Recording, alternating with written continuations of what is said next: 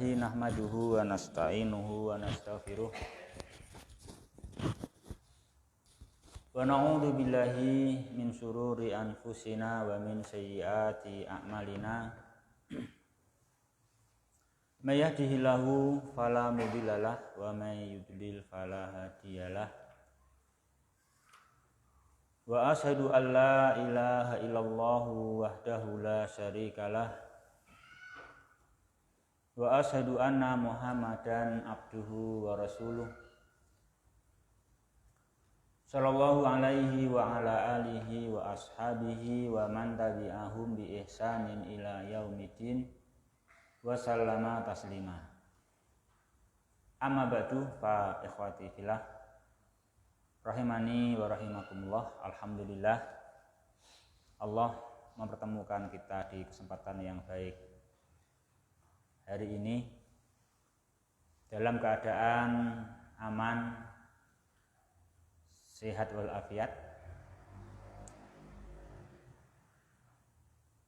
Oleh karenanya kita mensyukurinya, menggunakan nikmat tersebut untuk beribadah hanya menyembah kepadanya, termasuk dalam thalabul ilmi, dalam mempelajari agama Allah Subhanahu wa taala yang merupakan petunjuk jalan dari dunia kita ini menuju ridhonya Allah dan surganya sewaktu-waktu kita meninggal dunia sampai di tempat tersebut. Ikhwati fillah berbahagia rahimani wa rahimakumullah, melanjutkan pembahasan kita yaitu tentang ilmu yang paling mulia, ilmu yang paling agung, yaitu Al-Quran. Kita pada pasal sifat-sifat Al-Quran. Penulis Syekh Muhammad bin Shalih Al-Utsaimin rahimahullahu ta'ala wa ghafarallahu lahu wa li walidayil muslimin menyampaikan bahwasanya Al-Quran dengan sifat-sifat yang banyak itu menunjukkan akan keagungan Al-Quran, akan berkahnya Al-Quran, dan juga Al-Quran pasti mampu memberikan pengaruh positif, pasti mampu memberikan pengaruh baik, sehingga menjadikan manusia hatinya lembut, sehingga menjadikan manusia yaitu hatinya menghadap kepada Allah Subhanahu wa ta'ala dan merasa tenteram di dalam mengagungkan Allah Subhanahu wa ta'ala. Sungguh suatu nikmat yang besar bahwa dengan mengingat Allah hati kita bisa tenteram. Enak mana? Enak tenteramnya hati kita nek nyekel 2 triliun apa enak tenteramnya hati kita itu dengan mengingat Allah? Yo tenane lho, sing jujur jawabane. Nah. Sing jujur lho. Tenteramnya kapan lho? Ya. Kita nggak memungkiri ya punya harta dia senang kan gitu. Tapi kemudahan dari Allah, kesempurnaan agamanya, ya dengan mengingat keagungannya itu hati bisa tenteram. Itu siapa yang nggak suka, itu kan? Siapa yang nggak senang kan gitu. Berarti sungguh mudah sebetulnya bagaimana kita bisa menenteramkan hati sebetulnya itu bisa. Nah, tidak mesti dengan harta, tahta, wanita ya kan itu. Nah, itu yang menyenengke ya kan itu kan. Siapa yang nggak butuh harta, nggak butuh tahta, nggak butuh wanita ngacung ya enak ngacung ya. Ya kan. Tapi tidak kalah nikmatnya bila dengan bidzikrillah, dengan mengingat keagungan Allah, hati pun menjadi tenteram, masya Allah, ya kan. Itu nikmat yang sangat besar. Nah, itu juga jemaah karena pengaruh Al-Qur'an. Ya. Nah, makanya kita bagaimana jadi orang yang bisa menerima Al-Qur'an. Bisa menerima Al-Qur'an. Karena sungguh kita ini tentunya tidak kalah keras dengan batu. Batu aja seandainya Al-Qur'an diturunkan kepadanya, dia akan khusyuk. Akan khusyuk menerima perintah Al-Qur'an. Khusyuk meninggalkan larangan-larangan Al-Qur'an. Khusyuk patuh menunaikan petunjuk Al-Qur'an. Padahal dia batu yang keras, kena geni ora apa-apa, ya kan. Kita adohe kepanasan ora gelem khusyuke piye kan gitu. Ya kan? Dengan perintah-perintah Al-Qur'an, dengan apa yang dengan berita-berita yang dikabarkan oleh Al-Qur'an. Ya ikhwah, yang berbahagia rahimani wa rahimakumullah. Ini ilmu yang agung, dia betul-betul berpengaruh ya. Berpengaruh untuk semua manusia. Adapun sifat-sifat Al-Qur'an diantaranya yang kita telah dimudahkan mempelajarinya pada pertemuan yang lalu. Yang pertama adalah Al-Qur'an bersifat agung, al-azim. Yang kedua, Al-Qur'an bersifat mulia, Al-Qur'anu al-Majid. Yang ketiga, Al-Qur'an bersifat munazzalun mubarakun. Munazzalun mubarakun. Ya kan? Munazzalun mubarakun. Sekarang kita melanjutkan sifat yang berikutnya jemaah. Al-Qur'an bersifat karim dan juga dilanjutkan nanti insyaallah Al-Qur'an bersifat yahdi lillati hiya aqwam. Ya. Kita lanjutkan ikhwah. Sekarang penjelasan bahwa keagungan Al-Qur'an dan berkahnya Al-Qur'an di antaranya apa? Al-Qur'an bersifat karim. Yuk yang baca silahkan, yuk ketuanya nunjuk siapa yang baca.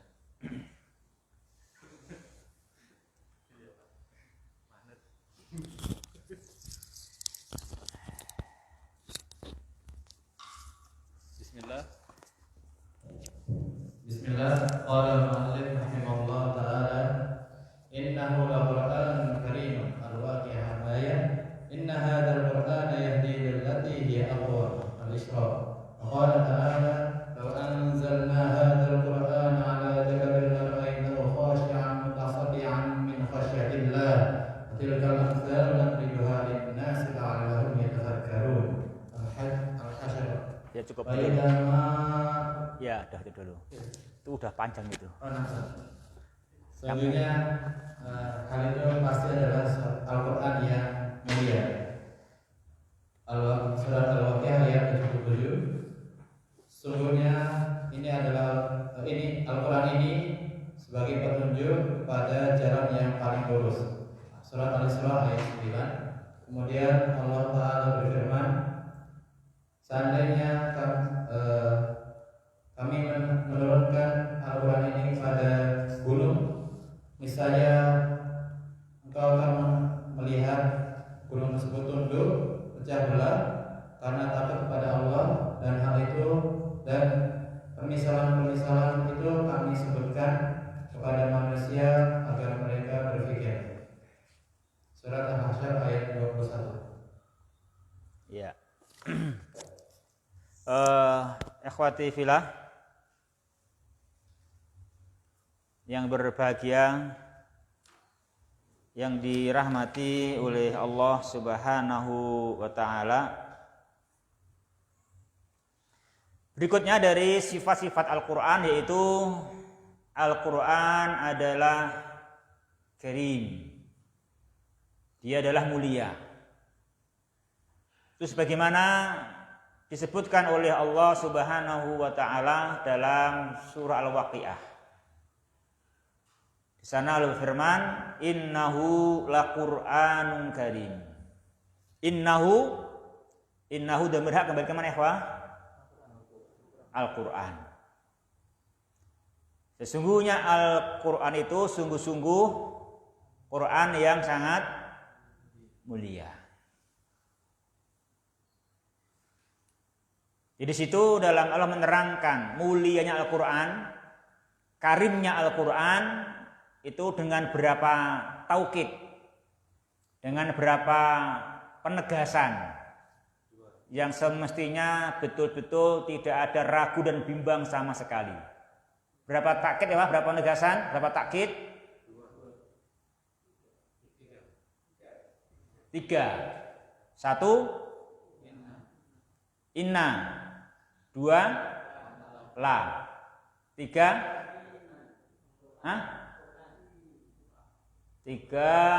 kosam. Iya. Yang pertama kosam. Ada kosamnya kan? Fala uqsimu bimawaqi'in nujum. Wa innahu laqasamul law ta'lamuna adzim. Innahu laqur'anun karim. Anak yang pinter itu ngerti yang tidak disebutkan. Nek sandi ngerti kan jenenge ora pinter, anak wajar. Nek ora ngerti kebangetan, nah kan gitu.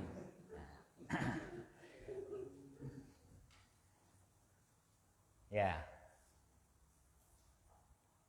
Di tiga takkid. Itu ada 3 takkid yang menerangkan berita dari Dia Subhanahu wa taala tentang mulianya Al-Qur'an. Al-Qur'an. Dan la pada fala uqsimu itu adalah la tanbih namanya. La tanbih, bukan la nafi. Itu la tanbih. Namanya intabih itu. Intabih namanya gitu. Fala intabih uqsimu bima waqi'in nujum. Ya. Ikhwati fillah berbahagia rahimani wa rahimakumullah. Firman-Nya Allah Subhanahu wa taala, innahu laqur'anun karim. Itu menerangkan mulianya Al-Qur'an, bahwa Al-Qur'an adalah karim. Apa makna karim, ikhwah? Al-karimu kasirul khair. Kasirul khair. Makanya orang yang sering memberi, sering mencurahkan hartanya untuk kebaikan dinamakan apa? Rajulun karim. Rajulun karim. Ya kan? Atau kambing atau hewan ternak yang beranak atau misalnya sering beranak dan juga menyusui dengan baik dinamakan hewan yang karim. Hewan yang karim. Dan itu sabda Nabi. Nabi sallallahu alaihi wasallam ketika memberikan arahan kepada amil zakat, kan jika mau menarik zakat kan 40 ekor kambing diambil 1, 30 ekor sapi diambil 1. Itu Nabi mau nasihati jangan ambil yang karim, ya kan? Ambil yang karim, ambil yang tengah, kan itu kan sebagaimana dalam sebuah hadis ketika Nabi menasihati amil untuk mengambil zakat jangan yang pilihan, iyyaka wa karaima amwalihim. Iyyaka wa karaima amwalihim. Apa itu artinya karaima amwalihim? Ya. Sapi yang karim. Kambing yang karim, unta yang karim. Apa karimnya unta, karimnya kambing, karimnya sapi? Yang enggak manjer. Ya kan? Yang enggak manjer, yang beranak dan beranak banyak gitu kan? Yang gitu. Itu namanya karim, ya kan gitu. Karimnya itu karimnya hewan. Kalau karimnya orang tadi apa? Karimnya orang tadi apa? Yang dermawan, yang banyak memberi, ya kan? Banyak memberi. Kalau karimnya Al-Qur'an apa?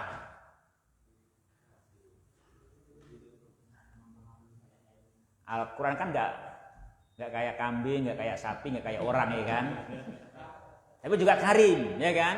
Maka tentu beda karimnya Al-Qur'an dan karimnya selainnya. Sebagaimana beda karimnya orang dengan hewan. Tapi semua bersifat karim. Ya toh? Apa karimnya Al-Qur'an, ikhwah? Ya. Sifatnya Al-Qur'an dia karim. Al-Qur'an itu adalah yaftahul madarik. Yuwassi'ul ulum. Ya, Al-Qur'an adalah membuka pengetahuan. Dan meluaskan ilmu. Itu Al-Qur'an.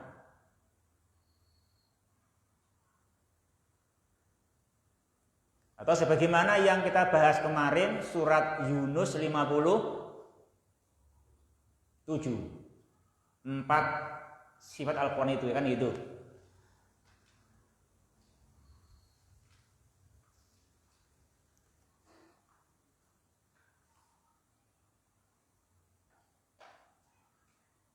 Ya, atau juga contoh karimnya Al-Qur'an dia membuka ilmu, misalkan sebagaimana yang Allah firmankan dalam surat An-Nahl ayat 8. Saya menyebutkan wa yakhluqu ma la ta'lamun. Dia menyebutkan di antara itu kendaraan adalah kuda, ada keledai, kan gitu. Itu untuk kalian kendarai, dan juga kendaraan yang Allah ciptakan yang tidak kalian ketahui. Sekarang sudah kita ketahui, ada bis, ada truk, ada kapal, ada pesawat, itu kan demikian. Itu udah dibuka ilmunya oleh Al-Qur'an, udah buka ilmu itu kan, ada kendaraan yang belum kalian tahu diciptakan oleh Allah. Jika Allah ciptakan pasti ada, ya kan? Makanya ada itu diciptakan oleh Allah Ta'ala, mudah bagi Allah memberikan asbab sehingga itu bisa tercipta. Demikian juga sampai sekarang, senjata yang hebat itu apa? Apa yang bisa dilemparkan? Memang kita punya pedang, punya tombak, tapi apa yang bisa dilemparkan? Sebagaimana firman-Nya Allah, wa a'iddu lahum mastata'tu min quwwah. Itu ar-ramyu, ya kan? Sekarang ada roket, ya kan? Sekarang ada apa lagi itu? Rudal itu kan? Kan begitu. Apa yang dilemparkan itu senjata yang kuat, kan itu. Ya, itu artinya akan membuka ilmu, ya kan? Membuka apa? Pengetahuan. Itu membukakan wacana kebaikan, wacana ilmu pengetahuan, nah gitu. Itu juga termasuk apa? Karimnya Al-Qur'an. Ya, ikhwah rahimani wa rahimakumullah. Jadi Al-Qur'an adalah karim. Karim dalam lafadznya.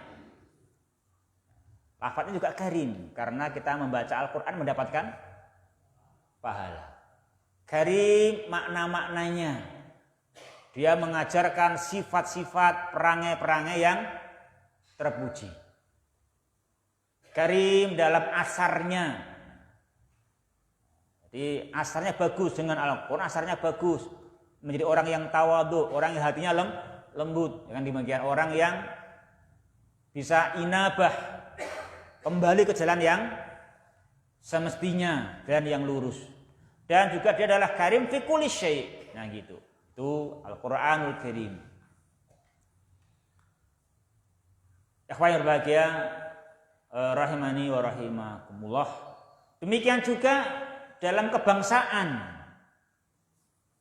dalam kenegaraan pun juga fakta telah jadi bukti, fakta telah menjadi saksi bahwa kaum yang berpegang teguh dengan Al-Quran, yang punya hati-hati yang lembut, yang mereka mengagungkan Allah Subhanahu wa taala, itu jadi negara yang makmur. Dan seandainya menaklukkan negara lain, itu pun demi kemakmuran dan dengan cara kebaikan. Ya kan, dengan cara kebaikan. Dengan cara yang penuh maslahat. Banyak maslahatnya. Kenapa? Karena mulianya Al-Qur'an. Maka oleh karenanya kita pun sebagaimana yang akan kita kaji nanti, kita diperintah oleh Allah berperang. Diperintah oleh Allah berjihad. Jihad. Dan ingat, ketika kita diperintah berjihad pun apa? Bersenjatakan Al-Qur'an. Bersenjatakan Al-Qur'an. Itu perang yang bagus nanti. Perang yang enggak membunuh nyawa tapi menyelamatkan jiwa. Menghidupkan hati, menahan kemungkaran, membuka orang yang asalnya jahat menjadi berbuat baik. Itu perang kita kalau bersenjatakan Al-Qur'an. Itu termasuk juga mulianya Al-Qur'an, yaitu karimnya Al-Qur'an. Itu dan itu sejarah membuka begitu. Itu sejarah demikian. Betapa banyak keluarga, anggota keluarga, bapak dengan anak damai dengan Al-Qur'an. Dengan sebab mendapatkan hidayah. Ya, akhwati yang berbahagia, rahimani wa rahimakumullah. Itu juga perlu kita usahakan itu nanti. Kita punya pesantren lansia katanya gitu nanti. Siapa yang mau nanti buka pesantren lansia itu. Di sini boleh nanti kalau pagi itu pas siang itu kan. Biar nanti kan siapa yang ngurusi itu kan juga bagus itu kan. Kan nanti. Nah, kita tidak kayak orang tua nanti mengajari bahasa Arab. Bahasa Arabnya zikir dan sholat. Itu bahasa orang tua itu apa? Bahasa Arabnya zikir dan sholat. Jadi lafaz-lafaz dalam sholat, zikir itulah yang kita ajarkan. Itu kan bahasa semua toh. Itu kita ajarkan kan gitu. Itu namanya bahasa orang tua. Terus kalau bahasa Arabnya setengah tua atau hampir tua, enggak, bukan setengah baya, hampir tua, ya, hampir tua. Itu adalah ustadz mengajarkan Al-Quran dan tafsir dan hadis, mereka mendengarkan. Itu namanya bahasa orang yang hampir tua itu begitu. Itu demikian. Itu udah bagus. Jadi nggak cerita ngalor ngidul tapi berbahasa Arab tapi diterjemahkan. Nah gitu. Itu nanti namanya mengajarkan orang yang hampir tua. Kalau mengajarkan yang setengah tua adalah mengajarkan bahasa Arab, ngaji Quran hadis, dan mereka ngerti bahasa Arab kaidah. Bahasa Arab paling tidak yang pasif.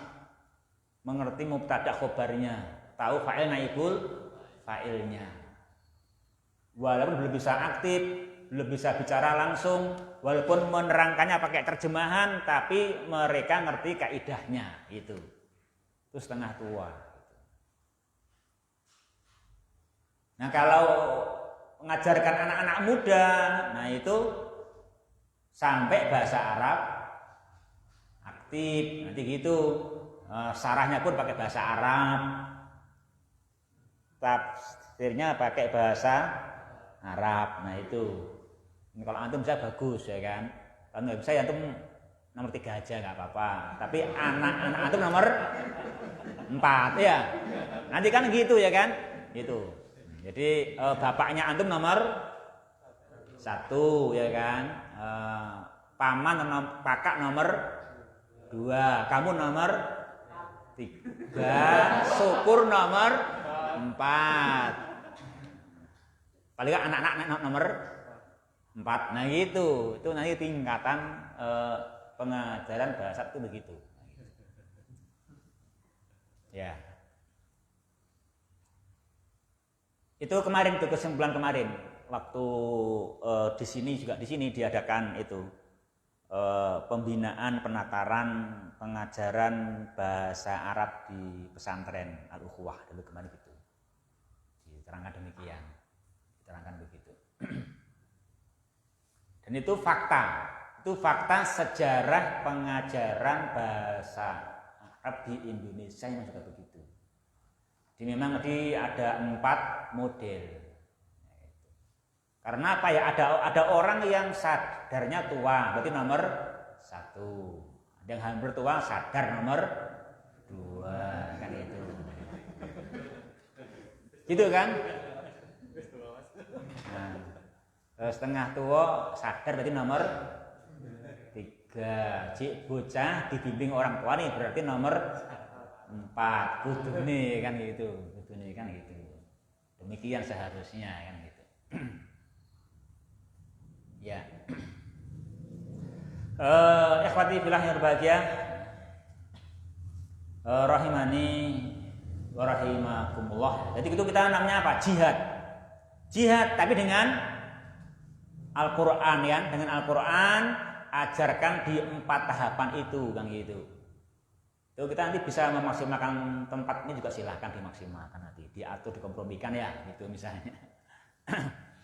Ya, ikhwati fillah yang berbahagia, rahimani wa rahimakumullah. Itu sifat yang ke-5 ya kan? Azim, Majid, Munazzah, Mubarak. Yang kelima, Karim. Ya kan, Karim. Dan itu yakin dengan itu kita akan menang. Dan menang yang terpuji, menang yang baik, menang yang semua beruntung. Kayak Nabi Fathu Mekah membahagiakan orang tanpa pertumpahan darah.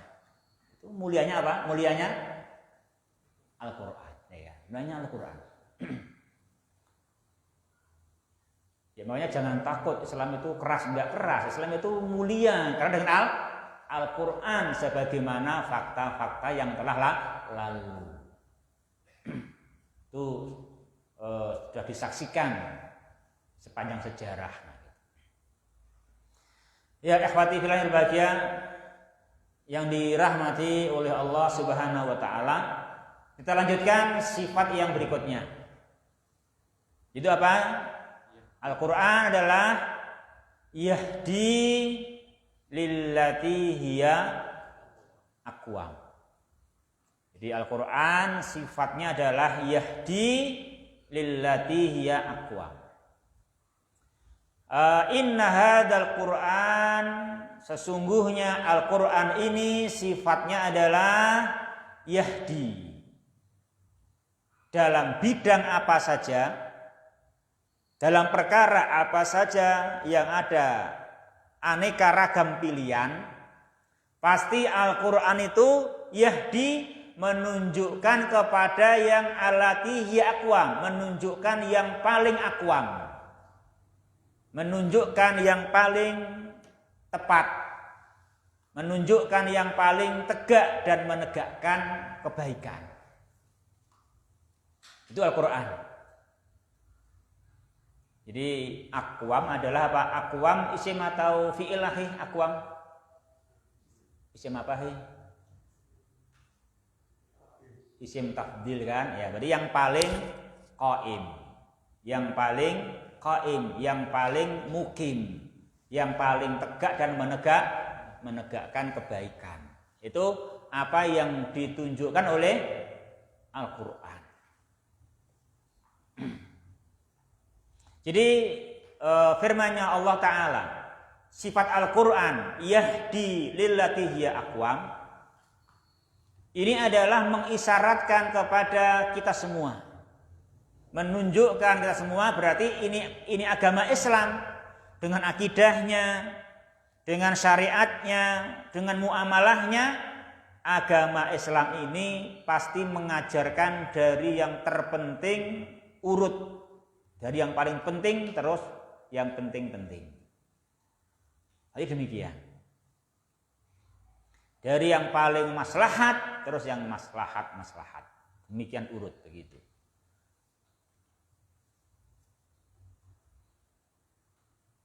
Atau juga ini menunjukkan kepada kita bahwasanya bila ada beragam pilihan, pasti Al-Quran menunjukkan mana yang paling akwam.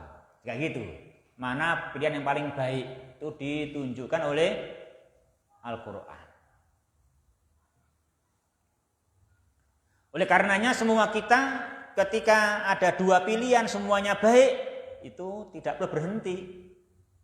Kenapa nggak berhenti? Ya, karena kita nggak gelap. Kita mendapatkan petunjuk Al-Quran akan menunjukkan kita mana yang dipilih dari keduanya yang lebih menguntungkan dan yang lebih maslahat. Itu pasti ditunjuk oleh Al-Quran. Namanya yahdi lillati hiya aqwam.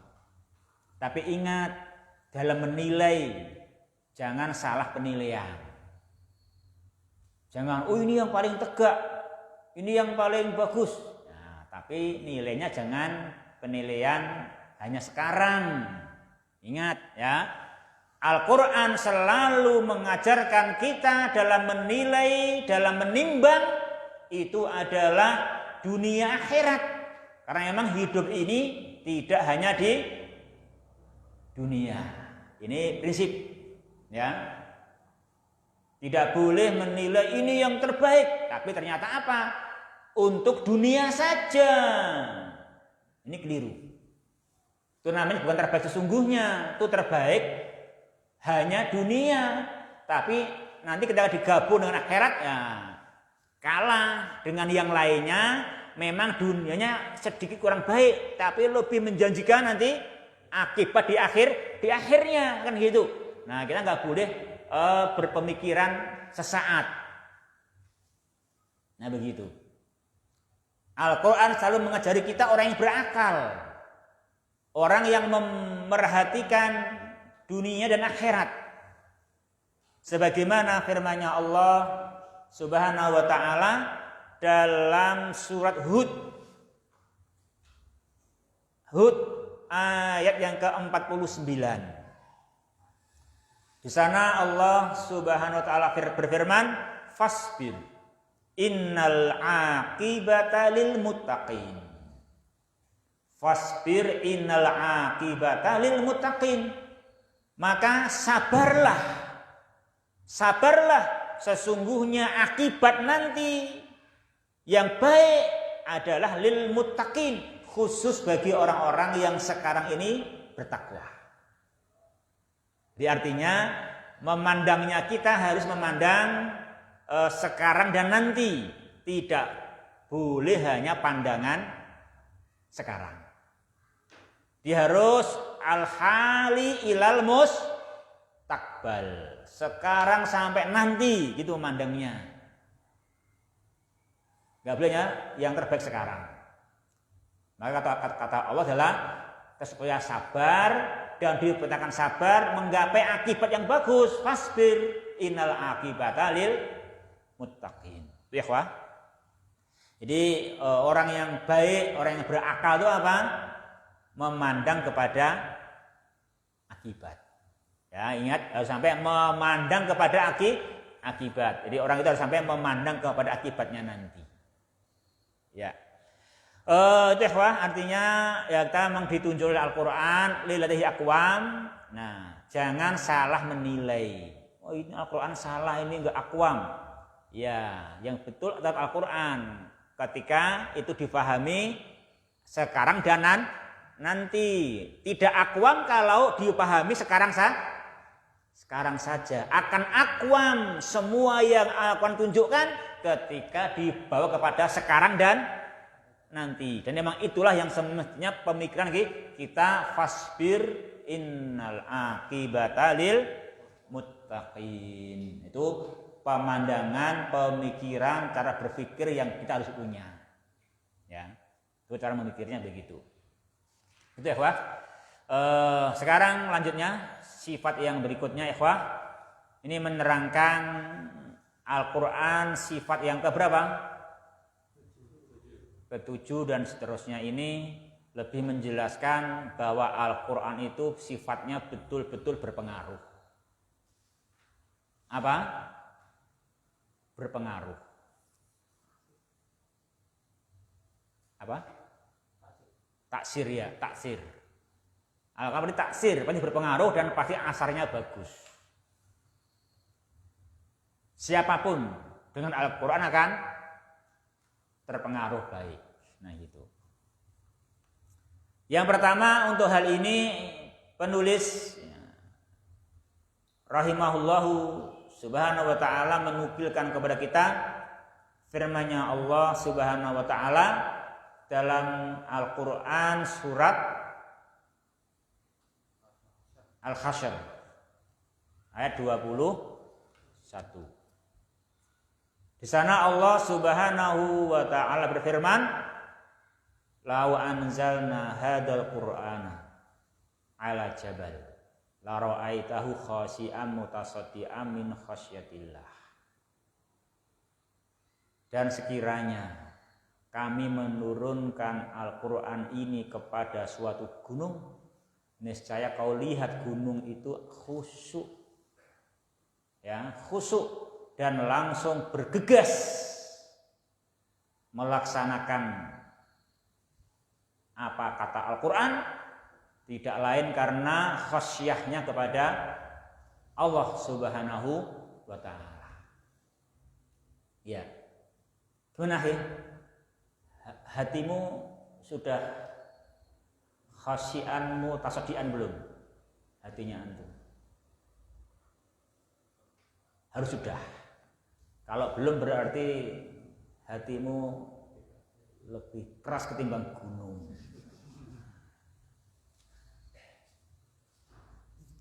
Ya kan? Semestinya hati kita apa sudah khasyian mutasaddian karena Al-Quran Allah turunkan kepada kita. Ya kan? Karena Al-Quran Allah turunkan kepada kita. Semestinya semua kita adalah khasyian mutasaddian min khasyatillah. Kita semestinya khasyian. Kita semestinya terhadap Al-Quran itu apa? Khusyuk. Khusyuk. Apa khusyuk? Tidak toleh-toleh kepada selain Al-Quran. Memandang, menganggap Al-Quran tidak yahdi lillati hiya aqwam. Toleh-toleh mencari pemikiran lain, petunjuk lain yang aqwam. Itu namanya belum khasyian. Belum khasyian, belum khusyuk. Kayak orang sholat belum merasa sholatnya adalah qurratul uyun, penyejuk hati, sehingga menjadi penyejuk yang lain, ya kan? Takbir langsung mengingat ke sana macam-macam, nah, kan gitu. Nah itu belum khusyuk namanya kan gitu, karena belum khusyuk dan belum menganggap ini ibadah yang Allahu Akbar itu sebetulnya adalah qurratul ain. Nabi katakan innama ju'ilat qurratu aini li bis shalah. Ya kan gitu. Sesungguhnya dijadikannya ketenteraman hatiku, tenangnya jiwaku ada di dalam baiknya aku menunaikan sholat. Dina kita sholat salam mau ora khusuk, ku gelisah kebune. Lah ngopo yo padha jamaah kok mau ora khusuk, saiki jamaahane wis renek.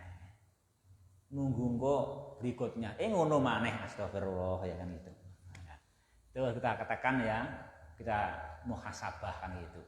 Jadi yang terbaik adalah kita bisa khusyuk di dalam kita melaksanakan sholat. Ini namanya khusyuk gitu kan. Udah itu kita katakan itu yang paling baik untuk kita. Makanya kita pelajari apa itu sholat. Tanha anil fahsya'i wal munkar. Apa itu sholat? Insirahus sodri qurratul aini. Maka kita khusyuk. Ini jadi intinya khusyuk dengan Al-Quran. Ya kita mengatakan dengan Al-Quran ini, dengan membenarkan apa yang Al-Quran beritakan, dengan melaksanakan apa yang Al-Quran perintahkan, dengan menjauhi apa yang Al-Quran larang, itulah yang lillati hiya aqwam. Kita tidak lagi toleh-toleh kepada yang lain dan kita anggap aqwam. Ya, itu ya kawan. Turunnya belum khusyuk.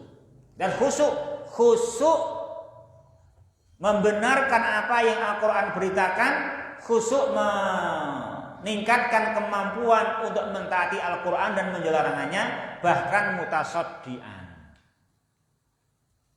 Apa mutasaddian? Bahkan mutasaddian, ya kan? Kalau mutasaddian itu kalau kita mau kerja bakti namanya apa? Hah? Nah, menyisihkan lengan, kerja orang malahan kan ngerangi ngrih kan gitu. Itu namanya bermutasadian kan gitu ya kan itu.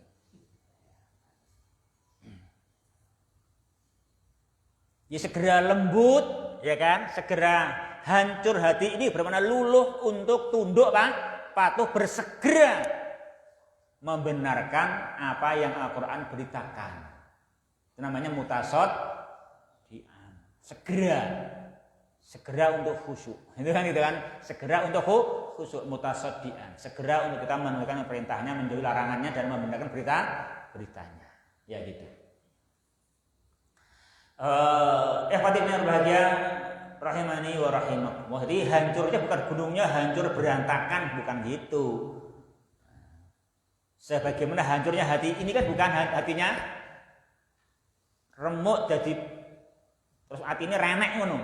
Ya enggak, hati ini bermakna luluh, lembut, tidak menolak sama sekali apa yang Al-Quran ajarkan. Itu namanya hati kita luluh. Ya, luluh. Hati ini namanya luluh itu kan, namanya hati luluh itu. Luluh dengan Al-Quran. Nah, gitu kan. Ini udah luluh, artinya tidak protes, enggak ragu, enggak menentang, tapi luluh. Itu namanya apa?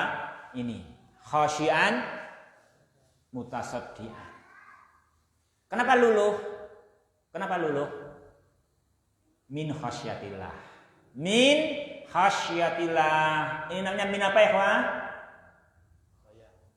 Min apa namanya ya, Pak? Pojokan. Min sababiyah. Min sababiyah karena sebab takutnya kepada Allah Subhanahu wa ta'ala. Min khasyatillah karena sangat takutnya kepada Allah Subhanahu wa ta'ala.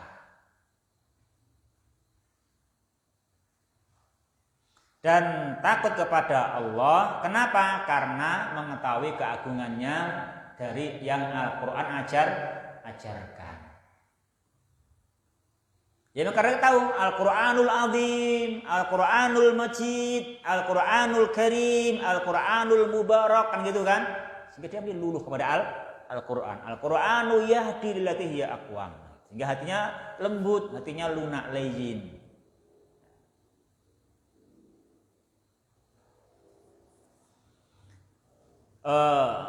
Ikhwati fillah yang berbahagia rahimani wa rahimakumullah. Nah, oleh karenanya apabila kita membaca Al-Quran dan kita tidak merasakan hati kita ini lembut, nah, hati ini tidak luluh, berarti hati ini lebih keras daripada batu gunung. Karena sesungguhnya batu gunung itu khusyuk, khasyian, mutasaddian. Seandainya Al-Quran dibebankan kepadanya. Seandainya Al-Quran dibebankan kepada gunung, gunung akan sami'na wa ata'na langsung. Khasyian mutasadian tanpa ada ragu dan menentang. Padahal seandainya dia menentang itu gimana? Dia keras, ya kan? Dia keras, diancam neraka pun dia batu kan gitu. Tapi dia nggak mau, udah nggak mau keras, ya kan? Udah nggak mau keras. Makanya kata Allah, inilah perumpamaan. Tilkal amsalu nadribuha linnas. Itu perumpamaan yang Allah terangkan gitu. Supaya kita berpikir, oh iya, batu saja yang seandainya dia maksiat, dia ancam neraka, dia keras, dia batu, dia bisa tahan. Ya kan itu. Dia pun tidak akan menentang Al-Qur'an, akan khasyian mutasaddian. Kenapa manusia yang tidak mau kena panas, takut kena api, nggak mau kepada Al-Quran, kepada petunjuk Al-Quran, khasyian mutasadian. Itu perumpamaan yang manusia kan itu perumpamaan. Tilkal amsalu nadribuha linnasi la'allahum yatafakkarun, tuh supaya kita mau berpikir, oh ya gitu ya, kita menggunakan pikiran kita. Kita harus kepada Al-Quran harus betul-betul mau khasyian, mau khusyuk. Apa tadi khusyuk? Gak toleh-toleh, meyakini Al-Quran lah yang yahdi lillati hiya aqwam. Itulah kita gitu. Gak toleh-toleh cari yang lainnya lah, kayaknya enak yang lain. Itu namanya belum khasyian. Belum khasyian. Atau dia udah gak cari yang lain, udah mantep ning ora gerak-gerak jenenge belum mutasadian, ya kan? Udah nggak cari yang lain. Aku wis mantep Al-Qur'an, ning randang langkah. Itu baru khasyian tapi tidak mutasadian. Segera khasyian dan menyingsingkan lengan ayo melangkah, itu kan? Bersegera mubadarah, ya itu. Ya, ikhwah yang berbahagia yang dirahmati oleh Allah Subhanahu wa ta'ala. Selanjutnya ya, berikutnya surat apa itu? Situ surat At-Taubah ya, yang juga menerangkan apa situ? Taksir pengaruh Al-Qur'an. Jadi semua menerangkan pengaruh Al-Qur'an. Jadi Al-Qur'an itu mampu mempengaruhi gunung. Maka tidak mungkin tidak mampu mempengaruhi hati manusia. Pasti bisa, ya, pasti bisa. Dan hati pasti terpengaruh. Tinggal bagaimana manusia itu kepada Al-Quran mau membaca, mau mendengar, mau mengerti makna-makna yang tersirat. Apalagi yang surat, nah itu pasti akan terpengaruh. Jika belum terpengaruh, nah, memang dia nggak baca, memang dia tidak mendengarkan, memang dia hanya membaca dan mendengarkan tanpa ngerti maksud dan makna, makanya kurang terpengaruh kan gitu. Tentu terpengaruh dengan makna-maknanya, karena makna terpengaruh adalah apa jemaah?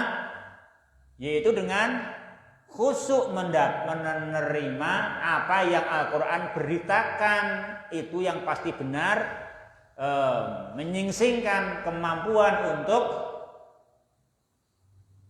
melaksanakan apa yang diperintahkan dan menjauhi apa yang dilarang. Itu paham maksudnya. Nah itulah makanya kita meningkatkan bahasa Arab. Makanya dia bahasa Arabnya orang tua, bahasa Arabnya menjelang tua, dan bahasa Arabnya setengah tua. Syukur bahasa Arabnya masih muda, bisa aktif gitu loh kan itu.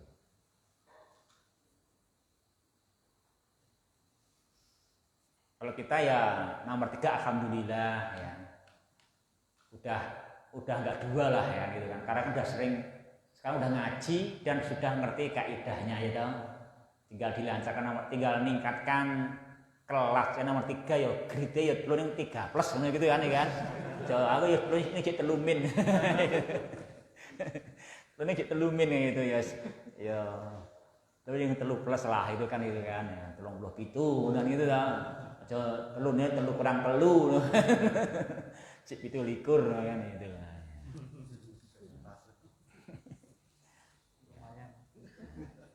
Ya. Ya terus atau bah sekarang.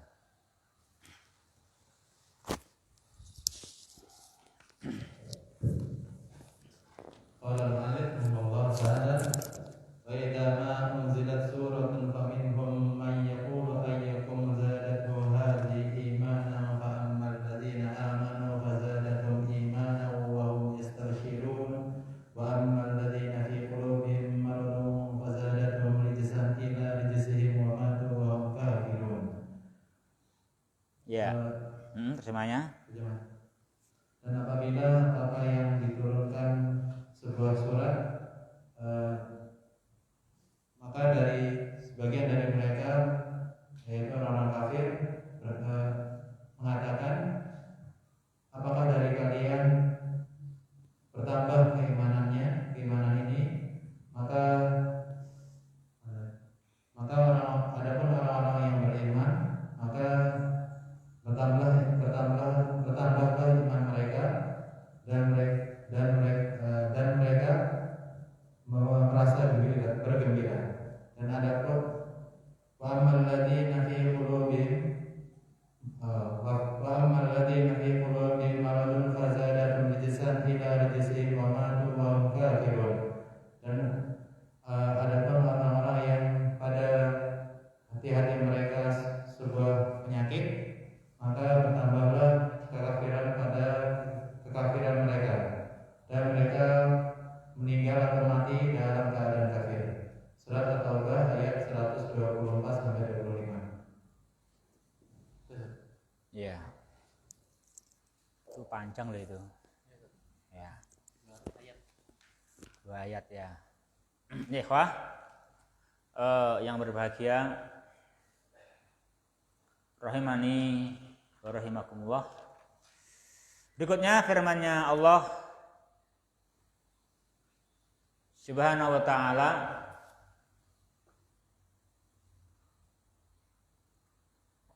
wa idza ma unzilat surah faminhum may yaqulu ayyukum zadathu hadhihi imana.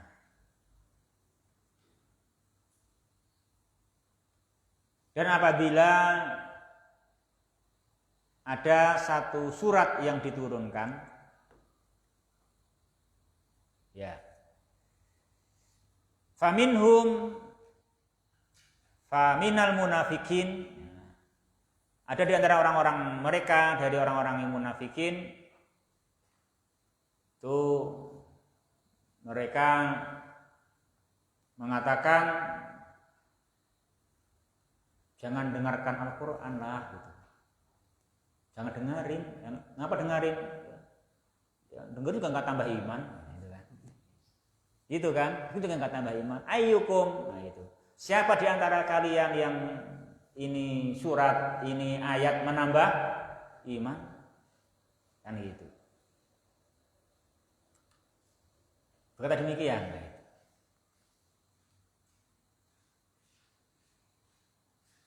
Jadi mereka orang munafik itu apa, ikhwah?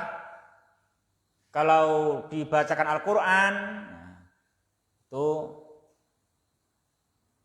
tidak menambah iman. Iman mereka tidak bertambah. Atau itu ayat, itu surat tidak menambah mereka iman. Tidak menambah mereka iman. Loh, Ustaz katanya pasti berpengaruh. Iya. Berpengaruh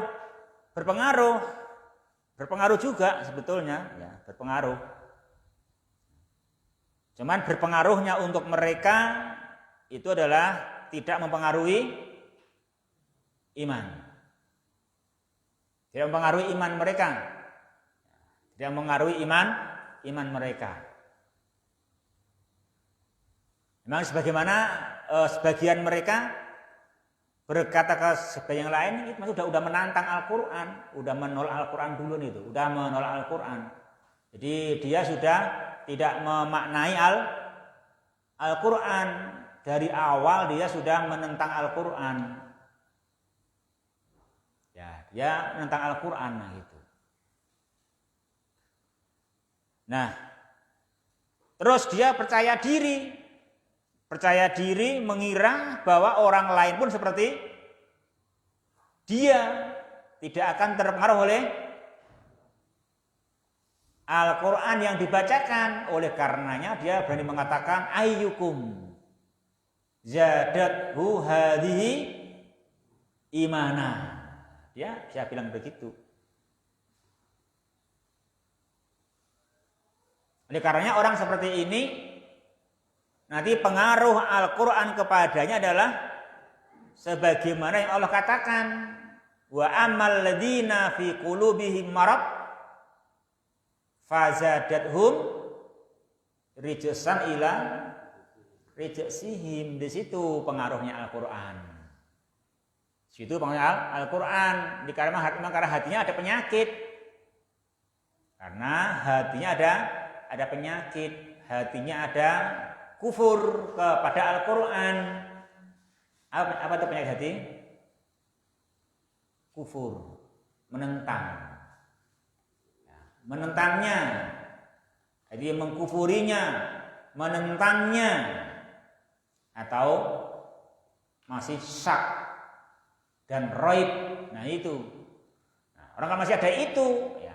Al-Quran pun ya tetap berpengaruh. Tapi pengaruhnya apa? Menambah mereka rijsan ila rijsihim.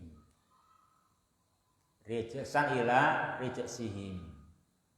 Nah, oleh karenanya bila kita ingin berpengaruh baik untuk diri kita, nah, kita apa jemaah? Ya menyehatkan hati kita.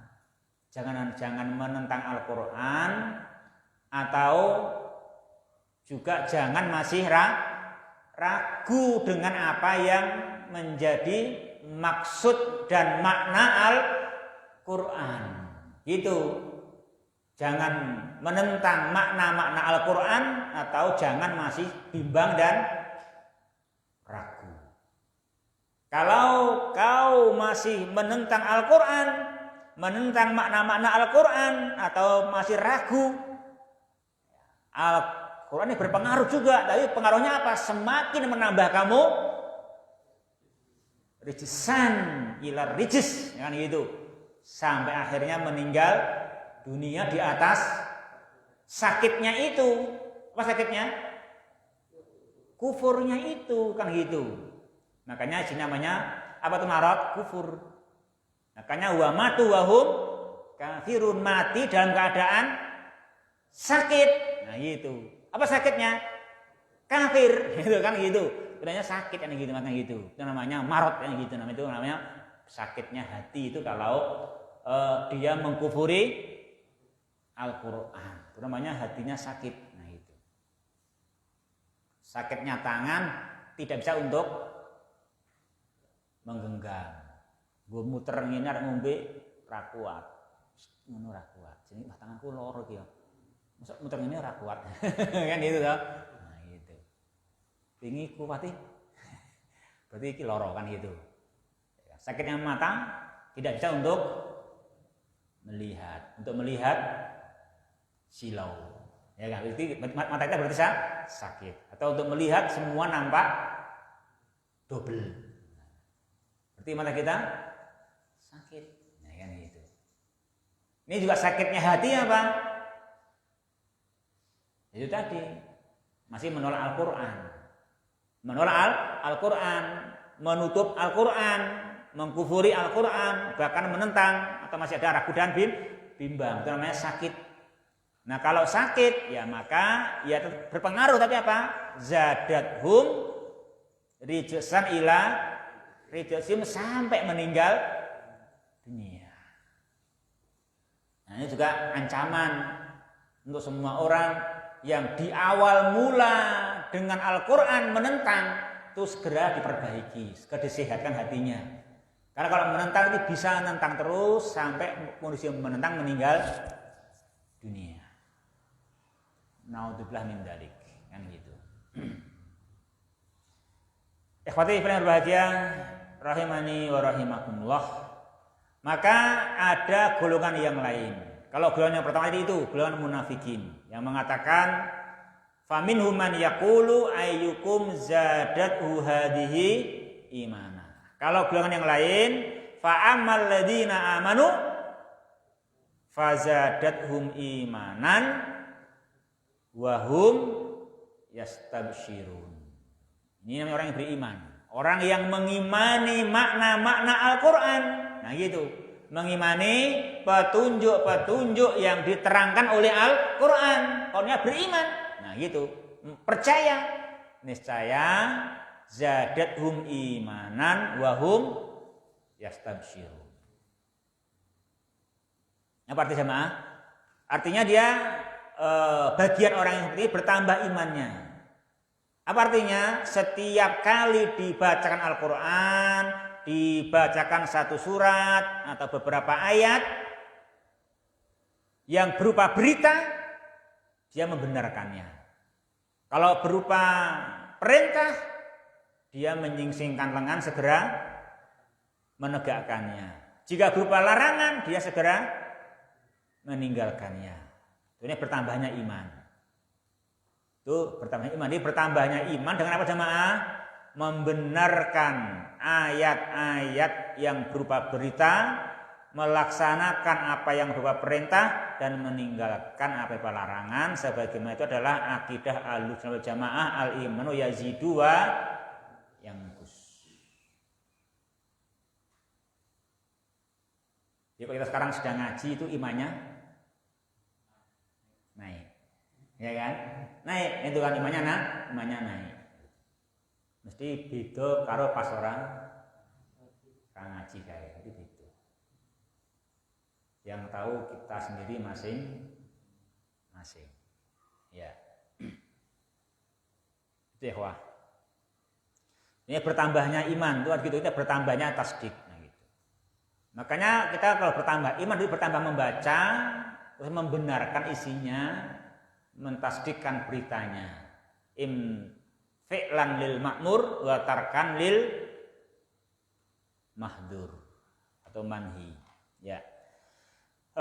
Ikhwati fillah berbahagia rahimani wa rahim. Bahkan mereka apa? Wa hum yastabsyirun. Bahkan mereka gembira. Apa gembira itu? Mereka memberikan kabar gembira sebagian mereka dengan sebagian yang lain senang mendapatkan perintah bisa melaksanakan, senang mendengarkan larangan sehingga mengerti apa yang harus dijauhi dan senang dengan apa yang diberitakan segera membenarkan. Namanya mereka kabar gembira, senang. Dia menyatakan senangnya. Senang aku dengan beritanya Al-Qur'an. Senang aku dengan perintah yang disebutkan oleh Al-Qur'an. Ini wahum yastabsyirun. Wahum yastabsyirun.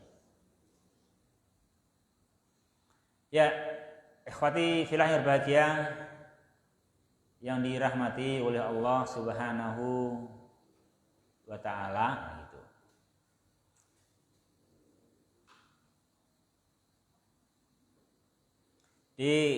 Dengan ngaji Al-Qur'an nanti kita juga akan menyehatkan hati. Di kita nanti juga akan hati ini sehat kan gitu. Sebagaimana Al-Qur'an syifaun lima fisudur, ya kan? Syifaun lima fisudur. Jadi kita kaji terus sehingga nanti Al-Qur'an itu apa jemaah? Mengabarkan kepada kita dan mendorong perkara-perkara yang mulia dan menerangkan kepada kita dan mengingatkan perkara-perkara yang tercela dan menerangkan akibatnya. Nah, dengan begitu, kalau sudah muncul cinta di hati, Yastabsirun, cinta menyenangi apa yang Al-Quran perintahkan. Kalau sudah membenci apa yang Al-Quran larang, itu namanya kita sehat. Apa namanya? Sehat namanya. Namanya adalah sifaun lima fis sudur. Udah sehat, karenanya bisa kuat nanti. Akan kuat melaksanakan apa yang Al-Quran perintahkan.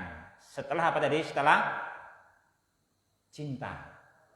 Ya kan? Setelah cinta, makanya dikaji dulu sampai mencinta, mencintai apa yang Al-Quran perintahkan. Nah, kalau sudah mencintai apa yang Al-Quran perintahkan, mencintai apa yang Al-Quran beritakan, nanti itu akan mendorong untuk hati ini gembira dengannya, akhirnya apa? Sehat, ya kan? Ini akan mengerjakan. Ini begitu. Namanya sifaun lima fisudur. Jadi sampai nanti muncul cinta. Muncul cinta di hati kita. Mencintai apa tadi? Mencintai petunjuk Al-Quran. Makanya Al-Quran ada targhib dan tarhib. Ya, ada targhib dan tarhib. Ya seperti yang kita bahas kemarin, ya kan itu kan. Misalkan ini Al-Quran, kita supaya apa? Kita supaya fattabi'uhu wattaqu. Fattabi'uhu wattaqu. Ikuti Al-Quran dan kamu takut menyelisih. Diberi targhib. Apa targhibnya? La'allakum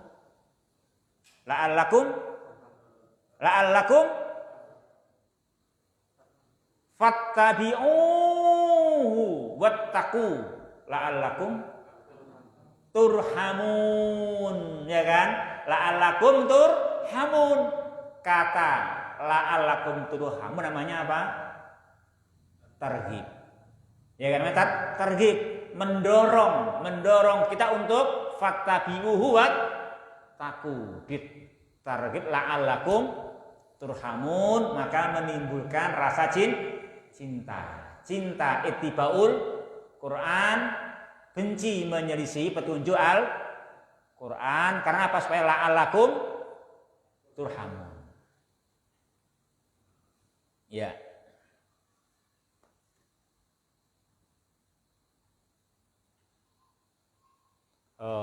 Ikhwati fillah yang berbahagia, rahimani wa rahimakumullah. Dulu orang yang kafir, orang yang sakit, jadi bagaimana tadi? Zadathum rijsan ila rijsihim.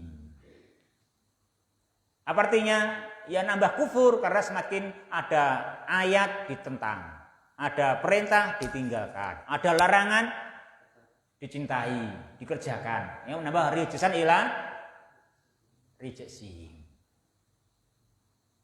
Ya.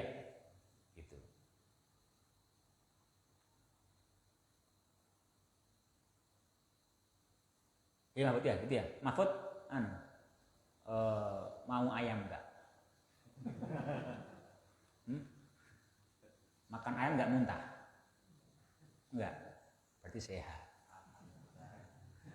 Berarti sehat. Tadi zadatka dajajatun kuwatan. Nah itu karena kamu sehat. Tapi bagi orang yang tidak bisa menerima ayam, baru sak melokan, satu suapan muntah. Ada nggak itu? Ada, loro kae. Atau orang sing kemana? Ada itu ibu-ibu yang apa? Ibu-ibu yang nyidam itu kan itu, ada gitu. Nyidam, nggak mau makan ayam, ada kan itu juga. Ada yang gitu, ya kan gitu. Itu kan berarti sama-sama ayamnya bisa dua pengaruh kan? Bisa dua pengaruh. Kita yang bagaimana menyehatkan hati. Jadi paham ya? Sampai sini, ya, sampai pengaruh Al-Quran di apa? Di surat At-Taubah ya. At-Taubah. Itu yang kita bahas demikian. Kita akhiri subhanakallahumma rabbana wa bihamdika asyhadu alla ilaha illa anta astaghfiruka wa atubu ilaik. Wassalamualaikum warahmatullahi wabarakatuh.